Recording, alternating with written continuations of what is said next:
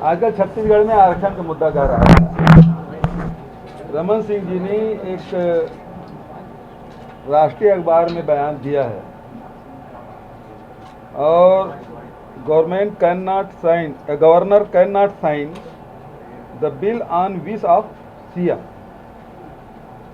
ये जो बिल है विभाग तैयार करता है, कैबिनेट में प्रस्तुत होता है, कैबिनेट के अप्रूवल के बाद फिर विधानसभा में एडवाइजरी कमेटी के सामने रखा जाता है और उसके बाद फिर विधानसभा में उसकी चर्चा होती है।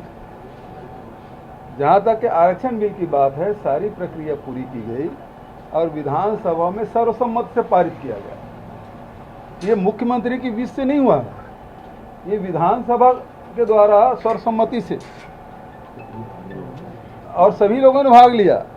ऐसा कोई विपक्ष का सदस्य नहीं जिसमें उन्होंने भाषण न किया हो और सर्वसम्मति से उन्होंने पारित किया है। लेकिन दुर्भाग्य की बात यह है कि रमन सिंह जैसे 15 साल जो मुख्यमंत्री रहे, वो ये कहते हैं मुख्यमंत्री की विश से, मुख्यमंत्री की विश से नहीं, ये विधानसभा के से पारित हुआ है। ये जो बिल है विधानसभा का है, मुख्यमंत्री का नहीं है। दूसरी बात, आज तक के भारतीय जनता पार्टी के एक भी नेता जब सर्वसम्मति से बिल पारित हुआ तो गवर्नर से ये नहीं कहा कि इसमें हस्ताक्षर करिए। उन्होंने कभी नहीं कहा। एक भी भारतीय जनता पार्टी के नेता या डेलीगेशन बार बार जाते हैं वहां, वो कभी नहीं बोले कि इसमें हस्ताक्षर होना चाहिए। तीसरी बात जो कल मैं बोला कि ये जो विधिक सलाहकार है वो कौन है?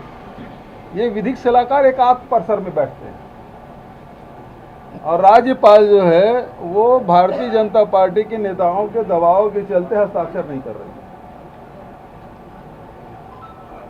मेरे सारे अधिकारियों ने कहा कि भाई उनको अधिकार ही नहीं है, फिर भी 3.25 करोड़ जनता के हित को ध्यान में रखते हुए मैंने पत्र भिजवा, जवाब भिजवा दिया।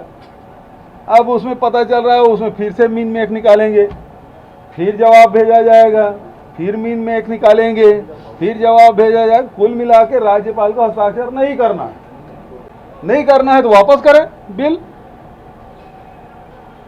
उनके अधिकार क्षेत्र में क्या है? उनके अधिकार क्षेत्र में बिल यदि उनको उचित नहीं लगता तो वापस करे सरकार को। दूसरा, राष्ट्रपति की भेजे। तीसरा, अनिश्चित काल तक रखे रहे। तो अनिश्चित काल रखना चाहती है लेकिन बहाना ढूंढ रही है, तो ये कतई उचित नहीं है। और ये सलाहकार जो है वो विधानसभा से बड़ा हो गया। जो विधानसभा जो हमारे छत्तीसगढ़ के सबसे बड़ी पंचायत है, जिसमें पूरे प्रदेश की जनता का प्रतिनिधित्व वो विधानसभा करती है और उसमें सर्वसम्मति से पारित किया गया, जिसमें सारे अनुभवी विधायक भी हैं, मंत्री हैं, वकील भी हैं, जिन्होंने LLB किया हुआ है। सब सारे प्रक्रिया वर्षों से 6 बार 7 बार 8 बार के निर्वाचित विधायक हैं, उन्होंने मतलब इसमें भाग लिया। और ये विधिक सलाहकार पता नहीं कौन है जो एक आत्म परिसर में बैठता है, वो विधानसभा से बड़ा हो गया है।